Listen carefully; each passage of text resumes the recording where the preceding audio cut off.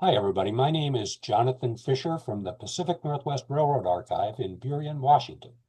And today we have our friend Nicholas SD75 joining us from suburban Montreal, Quebec, Canada. Welcome, Nicholas. It's great to have you here. And also joining us today is my dear friend Robert W. Scott, logging in from Rochester, Washington. So today Robert, Nicholas, and I are going to be looking at some of Nicholas' photographs of locomotives of Romania and Italy.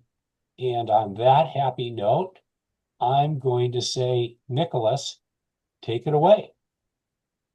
Hello, everyone. Thanks to the PNRA for having me. Today, we're going to be covering some of the trains that I saw on my world adventures, specifically in Brasov, Romania, and also in the Loreno Vicenza area of Italy. Now, we're going to cover some of the operations and how the trains work, and we're also just going to see a lot of different locomotives and learn some things about them. And without further ado, let's get started. So, Brasov, Romania is a very unique rail fanning spot because when you go to Brasov, it's very similar to what St. Louis was like in the 1940s. And when I say that, I mean that there's so many trains that come in and out of this station a day. It's very easy to go down to the station in the morning and see over 50 trains. Another thing that's very interesting about Romania is the diverse motive power pool. You're not seeing the same trains all the time. You see box cab electrics, you see some older commuter engines, and you also see some more new style bullet trains right here. One thing that very impresses me about Romanian railways, but really European railways in general, is how they are able to share their tracks with high speed passenger services as well as freight trains. As you can see, the freight line is right there in the back with that blue hopper car in the background right there. Here is a close-up image of one of the trains that recently arrived. As you can see, it's one of the 1970s, 1980s box cab electrics. Now, it's like for all of our American viewers, that includes me, it has a cap on two ends, just like the GG1.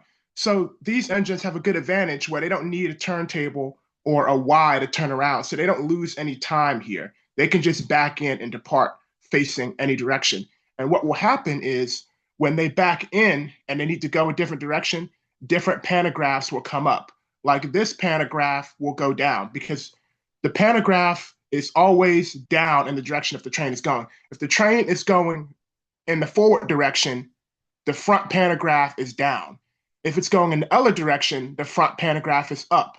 So the pantograph in the front is never up when the train is moving. They always use the one in the back for power. Now, we're going to get into some conversation about how the Romanians operate their trains at the Brasov station. And for anyone who's ever watched the classic series of Thomas and Friends, you got a good understanding on how things work. So the big box cab electrics bring the passenger trains in from long journeys. They travel all over Romania. These are the long haul engines that pull the trains.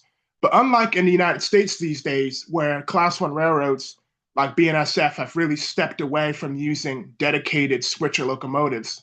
I mean, I was in Centralia a few years ago, and they were using big EMDs to switch. But now in Romania, they don't do that. They still use the old tactic that America used in the 40s of switcher locomotives. So the big box cabs, they bring the trains into the station and they use the little switchers to take the cars away and bring new cars in. And we're going to learn a bit about those switchers in a moment here. Now, here's another interesting thing.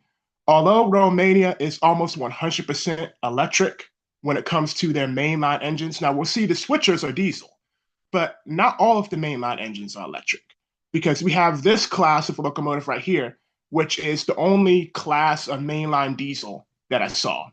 Diesels are not common on the main line, but they're not completely gone neither. Here's another example of a box cab electric. And they have many different paint schemes. Once again, you will not get bored at the Brasov train station because they don't all look the same. Some of them have some dirty spots, some of them have different paint schemes. And a lot of the engine crews like to personalize the locomotives. You'll see Romanian flags inside the cab and stuff of that nature, different, country crests on the side of the engines. So there's really lots to see here. As you can see, it was kind of raining and snowing that day. Romania does get really cold. That's something to keep in mind. Also, in the background, we have the freight line. Now, we're going to see that in Italy a little bit later of passenger trains and freight trains sharing the same area. So in Brasov, the freight trains had a yard just on the right side of the passenger station. As you can see, the blue engine's freight. This is a passenger locomotive that I'm standing right next to right here. Okay, this engine. I want you guys to remember this engine because one thing the Europeans like to do is to share their stuff. So you may think this is a Romanian engine, that's, it's specific to Romania, but we're going to see that the Italians also operate the same class of locomotive.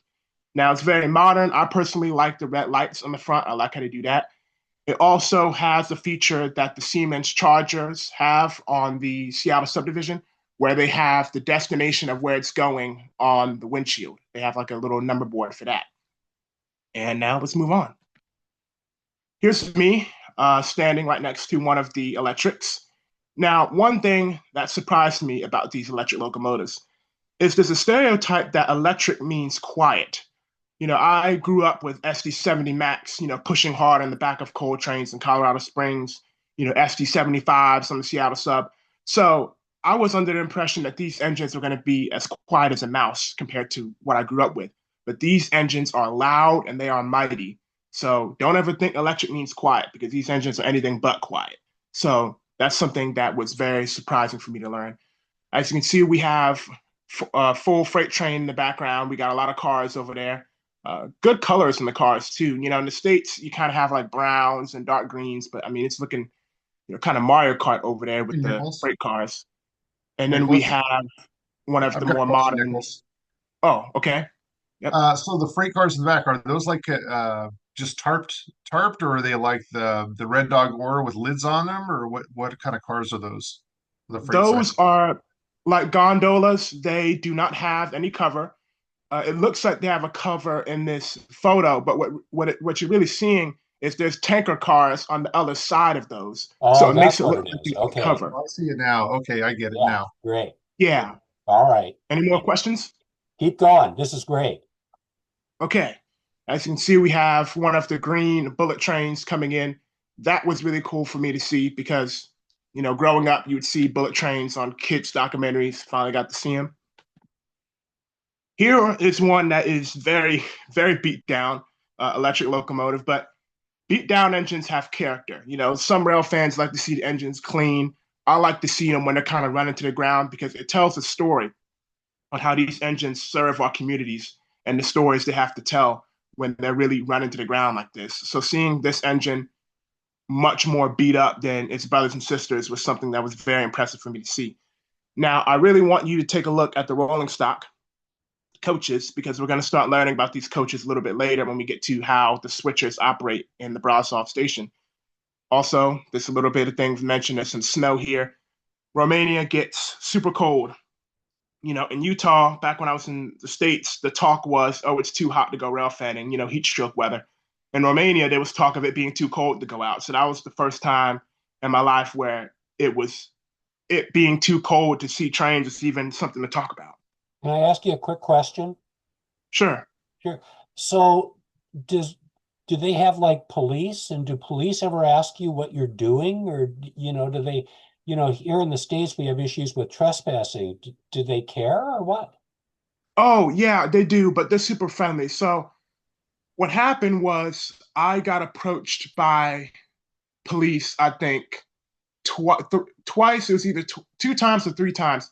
And what they told me was that most people who stand on this platform have a ticket, and I did not. Another thing they said is that there's a lot of homeless people who cause issues, and they just asked to see my passport. And I gave them my passport, explained I'm just here to see the trains, and they were all cool with that, and had no further problems.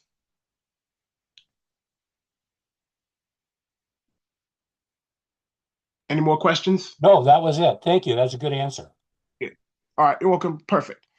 So now we are looking at the far side of the platform where the signals are, and we're going to be looking at these coaches. So these coaches are some of the main coaches that the Romanian railways use, and we're about to see how the switches come in. So what happens is, like I was talking about the big electrics, they will come into the station, they will unhook from their cars and leave, and then the switchers will come and take these cars away. And I'll have a map and I'll show you where the switchers take these cars after the big engines unhook from the trains, and also where they bring new cars into the station for departing trains from. Here's another view of the passenger cars. Now, these passenger cars are they're interesting. I like the blue and kind of the gray type of thing. It might not match to say that they kind of remind me of the old New York Central system type of stuff, but I mean they get the job done. They're nothing flashy, by any means, but they get the job done. I mean, they've been doing it for at least, they've been doing it for decades, so they can do it for some, a couple more years. Okay, here we go. These are the switchers that Romania uses. Now, this class of locomotive is an older class of locomotive. They were built between 1968 and 1976, and they were actually built in multiple countries. They were built in Romania as well as Bulgaria. 633 of the units in the class were Romanian built, while 263 were Bulgarian built. Now, these are diesels, all right? Now, comparing these to a United States equivalent, this is probably something along the lines of an EMD F7, because the passenger railroads like using these, but also we're going to see a little bit later that the freight companies also use these as well. Now, as you can see, this engine, as I've nicknamed Old Blue, has come into the station to pick up some coaches that one of the bigger engines has left behind after arriving at the station not long before this. And they're really effective, the switching crews, because you would think it would take like hours for them to show up, but this was only about 5 to 10 minutes after the train arrived. So they're pretty good with keeping the station clean and making sure they got open tracks for upcoming trains. Here is another close-up of Old Blue. As you can see, they have just pulled into the station to hook up to some coaches and to remove them, because as busy as Romania, the Brasov Romania station is, they need to make sure that they have as many tracks available as possible. Because one thing I'd like to say that's kind of funny is my entire life, when I would go home after a day of rail fanning, the main reason I would go home is because there were no more trains. So the trains left me, basically. But in Romania, the trains never stopped coming. So I'm going home because I've been there all day, not because there's nothing else to see. So these engines get a lot of work all day because there's really never a cease in job opportunities for them to do. There's never a time where they can sit. So it's just a testament to how well these engines were built. The fact that they can, come up, start up at sunrise and work into the night and not break down. Here is another view of a different unit. Their numbers were very confusing to me. They're kind of like the British Railways steam locomotive numbers, where there were so many digits. So I started telling the difference between the locomotives based on what their paint looked like. Like this one, it has like a faded light blue paint on the cab, but then the rest is kind of a dark blue. So I kind of started to recognize them this way. As you can see, we have our man down here. He makes sure the couplings are set on the coaches so that they can pull them away. We'll move on to another photo now. Okay, here's a perfect photo. This is a group photo that I was able to take of two of their switcher units together. As you can see, this one has some cars that is moving around. This one's currently waiting to grab some cars for itself. And then we have a little photo bomb of one of the bullet trains in the background. I like the dark blue paint scheme. And overall, I miss the charm of switcher locomotives, because the United States used to really lead the way when it came to switcher locomotives. We had the old Alcos, the SWs, but like I mentioned in Centralia near Chehalis, they don't even do that really anymore. They had an SD60M and SD75I building their own train, and I went up to Seattle, Robert took us up there on a rail fan vacation, so to speak, and they had a switcher engine in the dead line. Meanwhile, we have Gevos and SD70 Aces building the trains themselves. But Romania has really kept, the dying art of a switcher locomotive alive, and I really appreciate that they do that. Okay, here we have the map. So right here we have the little green diamond. That is the station. Now, where you see the number 2 and 3, those tracks are the passenger tracks. But on the other side, near the little park, the Strata Park, is the freight line. So we have the passenger station on the bottom and the freight yard on the top. Now, what happens is when you go up near Strata Canal, those are other yards, like storage yards, where they keep the different coaches and other passenger rolling stock. And what happened was I actually went up grocery shopping near Strata Canal, and I saw Old Blue, the switcher, pushing and pulling passenger cars back into this little industrial area. And they have passenger cars sitting back here. So once again, based on what I saw, it appears that Old Blue will take the cars from the green dot, go back near Strata Canal, and then we'll pull new cars and bring them right here. So it's a very complicated thing, but the railroad workers really got it down. And one thing I'd just like to say about Brasov, comparing it to St. Louis again, it reminds me of what St. Louis used to be, decades ago, where it's very hard to drive around Brasov, Romania, and not see at least one train track. In the States, the buses and the airlines have ripped up a lot of tracks, and we have places that used to get hundreds of trains a day only get about 40. But in some of these European countries, the trains are still the lifeblood of the people in their country. So they still take care of them because the trains can do stuff that the airliners simply can't do. I mean, if you want to travel throughout the city, what are you going to do? Take a 5-minute plane ride? So the trains have really taken advantage of these situations in Europe, and I'm really happy to see it.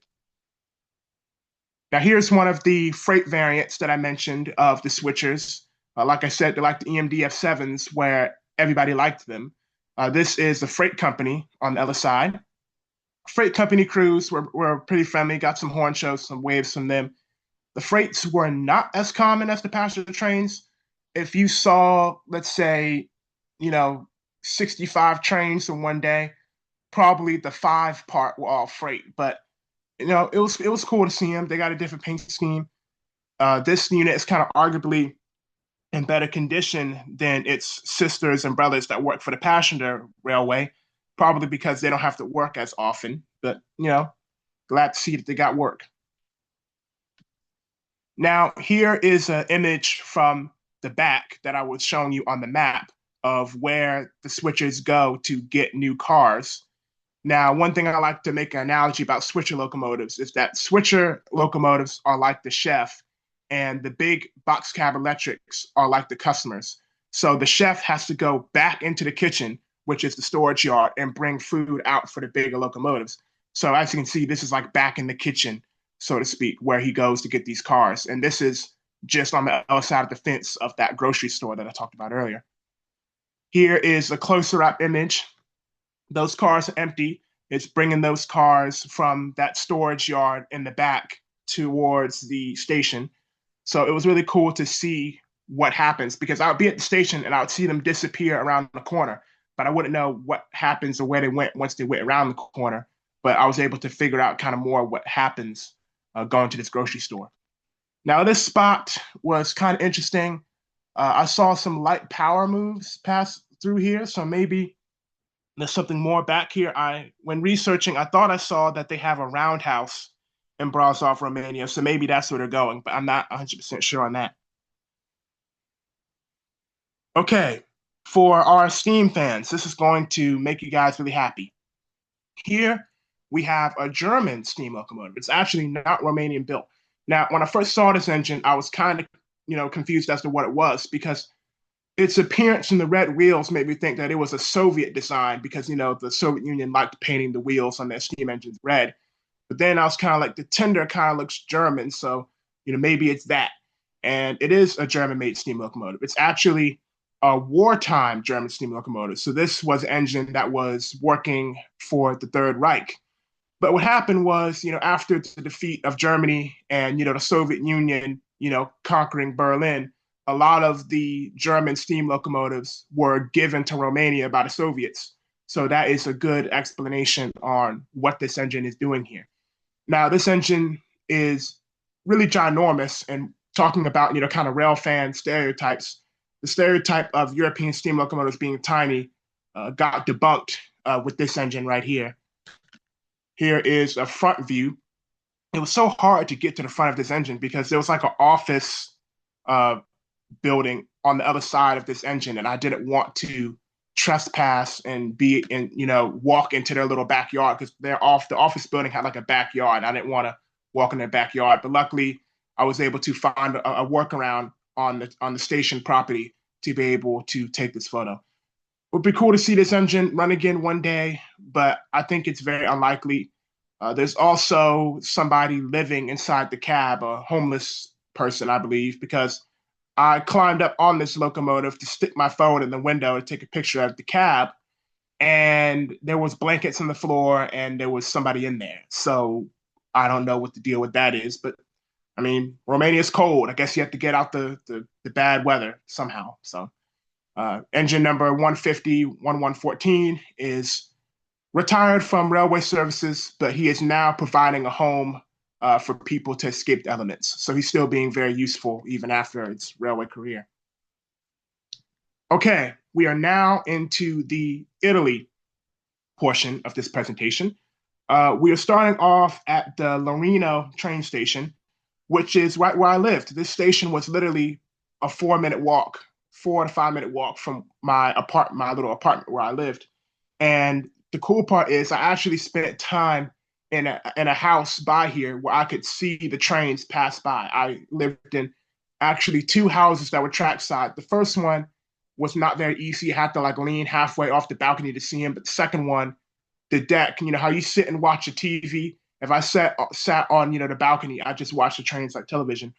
Now we're going to learn a lot about Romanian, no, not Romanian. We already covered Romanian, but we're going to learn a lot about the Italian railways right now. So there's a picture of the station. It's evening time, so we have a nice, beautiful sunset here. We can see that we actually have a green signal for an approaching train. So without further ado, let's get into the railway stuff. So this is an image further down the line of the Larino train station. I wanted to show you guys what it looks like further down the tracks from where I was. So I was able to drive and take this photo of down the line. So when the trains fly by, this is where they end up passing. They pass by here. Beautiful scenery, good grass, that's kind of just Italy. It's just a green, good looking place, but moving on. Okay, this is, the amazing thing that we're going to be talking about today, the bullet trains. Now, Italy is known for their high-speed bullet trains, and they have multiple variants that we will see today. And these trains can go well over 100 miles an hour. And one thing that I had to learn is that my ways of thinking on how to be responsible and put safety first in rail fanning that I learned in the States was quickly outdated based on how fast these trains come. Because before I got to Italy, the fastest train that I ever saw was probably a light power move on the Seattle subdivision that went about maybe 65 miles an hour. I had never seen anything go 90 to 100 miles an hour. And these trains will sneak up on you between them not blowing their horn most of the time and them being electric. Now, these are different than the Romanian electrics. The Romanian electrics were very loud. These ones, not so. They're very quiet. So this is one of the more popular ones that came through. I saw a lot of this variant of high-speed train, but we're going to get into some of the other variants now. Okay, cargo train. Now, here's something that I want to say. So the United States, specifically the dispatch on the Seattle subdivision, could learn a lot from the Italian railways. And here's why. Years ago, I was at Titlow. No, I was not at Titlow. I was at Marvin Road on the Seattle subdivision. And I was waiting for a specific train that was at Titlow, which is only about 22 miles away. And then Amtrak shows up. One Amtrak train shows up and completely clogs the entire system so bad that I never even got to see the train I was waiting for. On the other hand, Italy has found a way to make it so that high-speed bullet trains and cargo trains can share the same tracks without confusion and delay. I don't know how they've done it, but if Italy can manage to run bullet trains and freight trains in the same line, BNSF needs to learn how to not let one Amtrak Cascade train screw up their entire system, because we had coal, oil, garbage priority manifests, keep in mind, delayed because of one 4-car Amtrak train. Meanwhile, the Italians are using bullet trains and freight trains together. So that's something that BNSF needs to go to college and study. This image is what you could call a mistake because these trains are so fast. Like I kind of felt uncomfortable being too close to them. You know what I'm saying? So I would always be on the left side behind the fence. But these trains, they're like mice. They sneak up on you. So I was exploring the station platform, and this one just showed up. So I had to like have my back tightly up against the station wall to be safe and not be just blown away and get too close. So made a good image. But at the time, I was not happy to see that I was on the wrong side of the tracks when this guy was coming through. Because, put it this way, if he had a coffee cup on the ground, it would have been blown over when this bullet train went through. This unit at the number 15 on it. Okay, here is the yellow bullet train. This is a different class.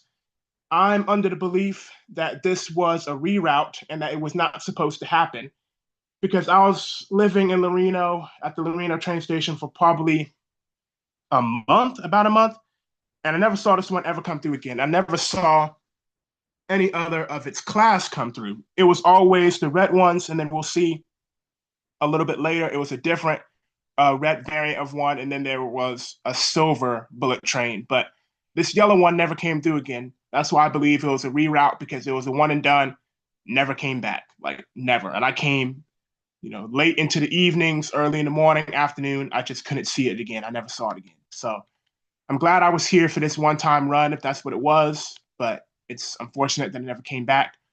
Absolutely beautiful paint scheme. I mean, I really like the yellow, and I overall like the bulkier design of this type rather than kind of the thin of the red one. But that's kind of up for your opinion. Okay, now we have a meet. We have one of the Italio. I believe it's the one with the kangaroo on the side, bullet train, meeting one of the slower commuter trains. Now, seeing this meet was one of the highest speed meets I've ever seen. It was super cool to be able to get this photo together, get these two engines together, because a lot of times you wouldn't see state trains pass each other at speed at the same time here. There would be one that would be stopped and then another one would come up and stop. But to be able to see one at track speed and one going slowly was something that was definitely very impressive to see. Okay, this engine's very significant. Remember, I was saying in the Romanian part of the presentation to remember that specific locomotive. I said that because the Italians use the exact same type of locomotive. You see, it's the same engine that the Romanians use, but obviously they've painted it in their own paint scheme. Same number board, destination board, same face, same headlights, same everything. It's the same class. So the Italians have managed to make this engine work for them, just like the Romanians have made it work for them, which is very impressive to me because it's drastically different climates and areas to work for these classes between Romania and Italy. The Romanian version has to go up, steep mountains, deep snow, very cold weather, and the Italian engines have to work in, high heat conditions. So these engines can work good in the snow and in the heat. So they're good in my book. Here's another photo of one approaching the station. I personally like the paint scheme that the Italians have placed on theirs more so than the Romanian one, because the Romanian one's like that dark Dr. Pepper color. Meanwhile, this one is kind of like a light blue and red with the silver, really complementing those other two colors. But, it's all about opinion. I personally like the blue, red, and silver, but some people might like the, as I call it, Dr. Pepper color of the Romanian variant. Here is another one of the highly used trains in Italy. This was kind of like another one of their kind of more commuter metro type. Doesn't mean they're not fast. They were super fast. This one could have been very ugly for me because I looked to the left and looked to the right and there was no train. There was nothing coming. I could not see anything. So I'm standing on the platform, arguably a little bit too close, looking at my phone, and this thing comes up behind me. Luckily, everything turned out safe, but it just goes to show that in Italy, there's really never a time where a train is not close. So put your phone away and be aware. These things can take you out pretty easy. Another one of the more metro type, because they have the super high class trains don't stop at my station. The bullet trains, they don't stop here. It's the more metro inner city type that stop here.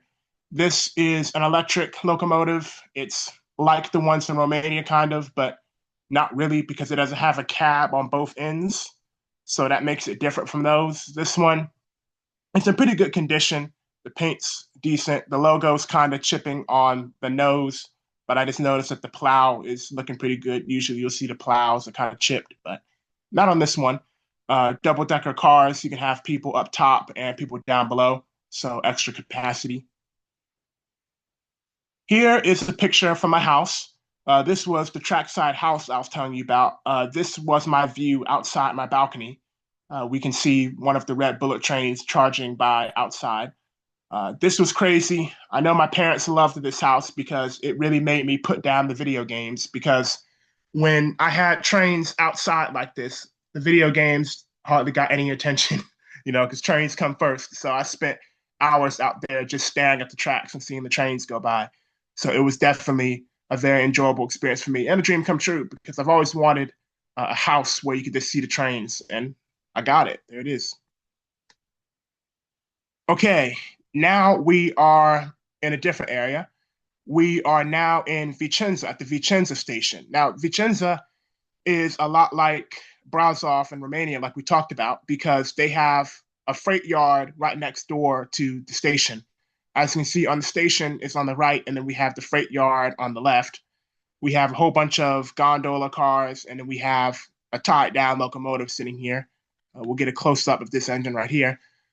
Unfortunately, this engine has been hit with graffiti pretty bad. That's one thing that I noticed about Italy, where in Romania, you didn't really see trains with graffiti on them. It's like the Romanians don't graffiti their trains, really. But in Italy, the graffiti issue is really bad. I mean, I don't really know the difference of that. Maybe I just don't know why that is. But, it's a shame that it's in bad shape like this, but at least it's working and doing its job. I saw multiple locomotives in this class. I saw one go light power past my house, and then I saw one at the Larino station pulling a freight train. Now, one thing I like to talk about with Italian railways on why it's so good for rail fans to visit Italy is because in the United States, they have created something, I think it's called precision railroading, where instead of having two small coal trains, they will make one big coal train. So what that means for us rail fans is there's less trains to see. So in the past, you'd have two intermodal trains, but the railroads have to turn them into one big one. You'd have two coal trains, now it's just one big one. Instead of two oils, now it's one big oil, etc. Italy doesn't do that. Italy is perfectly fine running 20 freight trains a day that are only pulling no more than 10 cars. And that's one of the reasons why the freight traffic is so good in Italy, because instead of doing the precision railroading thing and just running ginormous trains, I saw freight trains that would only have between 10 to 15 cars, maybe sometimes less. It sounds ineffective, but for a rail fan, it's a dream come true. Because say if you have a yard full of hundreds of cars, instead of making one big train, you just consistently send little trains after little trains after little trains, and it makes things very exciting. So maybe one day the States will copy Italy and we can have hundreds of freight trains again, but that's wishful thinking. Okay, another treat for the steam fans. This is an old steam engine that was parked at the Vicenza station. As you can see, they have some of their modern power on the other side. Now, this engine is an old engine, naturally. It was built in 1922, so it's a 1922 locomotive. It's a 260. So not much to say about this engine. I mean, it's in terrible shape. We're going to see one that's in very good condition, very well taken care of. This one, not even close, but she's surviving. She's sitting here. You can't get too close. I don't really know what the story of this engine is because it kind of looks like that it's a display for the station, but it almost kind of looks like it's parked in the yard. I wasn't going to walk up to it because the only way I could get to it was walking across tracks, which would be trespassing, which is already bad enough, but then you're going to trespass in a foreign country. That's going to be even worse. So I walked as far down on the platform as I could.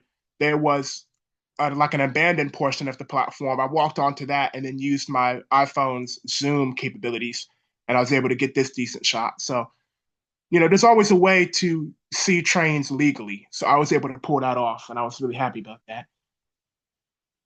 Here's a back view of it. You can kind of see into the cab. I can't really make out if the controls are still in it. I highly doubt that because when engines are put on display, they rip a lot of the controls and gauges out. So it's probably just a bare firebox in there. No speedometer or water glass or anything like that. But she's a survivor. She's still here. I mean, 1922 wasn't exactly yesterday. I mean, we have a lot of things today didn't even exist in 1922. We didn't even have there was no internet in 1922. So this engine has stood the test of time. Here is a freight train that pulled into the yard while I was there. I got a horn show from this driver, so super cool for that. Speaking of that, if any of you viewers want to see these trains moving, feel free to check out my YouTube channel where you can see these engines move. These are just pictures, but this guy gave me a horn show and he pulled into the yard very smoothly, and also very, very different than the Romanian engines because this one was almost silent, while the Romanian ones kind of sound like a growling bear. But this one not loud really at all. Here was another one of those classes of locomotive we just spoke about. It came into the station on the left side. No horn show from this guy, but he did flash the lights, so that was super cool. We have this weird thing in the back. I don't even know what to call it. This is called it thing, blue with white stripes. I'm actually happy I got some close-ups of this. I don't have that photo of this in the presentation, but I was able to see one of these up close, which I was happy about because I like seeing exotic, weird, rare locomotives. So to be able to see that thing up close was pretty impressive. So I can check that off the bucket list of seeing that thing. Okay, here is the locomotive that was in the poster of the presentation. Number 740045. Now, this engine was an industrial engine. This engine used to work at AFV Steel, which is a steel company in the Vicenza area. Now, this engine is actually older than the other locomotive. Now, that's kind of crazy considering how good this one looks and how bad the other one looks. But this one was actually built in 1911, and it is a 280. So it used to work around the steel company, working there. I actually found some old images on the internet of back when it was in service with AFV Steel, but I only wanted to use images that belonged to me in this, so I did not use any of those photos. So this is a photo I took of it, looking good right here. The steel company actually restored this engine a couple years ago because it was starting to look kind of beat down, but they took it away, fixed it up, and then brought it back. So when I went to go see it, the restoration had already been complete. Okay, getting closer to the end of this presentation, but now we are in a different city. We are in the city of Bari. We are in Bari, Italy, and we're just going to be taking a look at some of the trains here. Now, Bari, I did not get trackside a lot. People underestimate how hot, Southern Europe can get. I mean, Italy will just cook you like an egg on the sidewalk. So I did not go out a lot. Me and heat do not mix. I'll go out there and get some frostbite, but in terms of heat, I don't play around with that. So let's get started with this. We have this locomotive here. It was parked on a siding at the Bari Central, at the Bari station, that is. I mean, it's interesting, not really much to say about it. I mean, it was new because I don't recall seeing any engines like this on the other side of Italy at the Loriano train station. Now, one thing I like to say about Italy is for any of you guys who are interested in British Railways, specifically the BR period of steam, Italy is a lot like BR, where there's certain types of locomotives that work on certain regions, like on British Railways. You had the Western region, the Southern region, and if you wanted to, I don't know, see pannier tanks, you would go to the Western region. But then if you wanted to see A4 Pacifics, you go to the Eastern region. Italy is very similar that way, where if you go to different spots of the country, the locomotives there are different. Like I did not see these types in the region of where I was in Loreno, but then I came up to Bari and I saw this. And then it was kind of the same thing where the engines I was seeing in Reno did not really show up in Bari, really. So if you travel around Italy, you'll see different things. And that's always good to be able to have a diverse motive power pool because we always want to see something new. Here is the light rail. This was right next to my apartment. Now, some people are really crazy about light rail. You know, light rail definitely has its fans, but light rail is kind of just okay to me. I mean, I like it. It was really the first time I'd seen anything like it in years. I remember riding the Max from, what was it, Orenco, I think it was, Oregon, down to like downtown Portland to be able to go to the Portland Rail Heritage Center where the Spokane, Portland, Seattle engine is, 4449, and a few others. But not much to say about the light rail. They are effective because they can, their tracks aren't as wide, so they can be laid down in places that are super tight for standard gauge. That's kind of the history of narrow gauge railways, where people really only chose narrow gauge in situations where there was not a lot of space or it was too expensive to blow holes in mountains the size for standard gauge. They could blow smaller holes and use less space for the narrow gauge stuff. So that's kind of what people use this for. That's why you see these type of engines sharing the roads with cars and not so much standard gauge stuff. It's really the same story of HO scale versus N scale.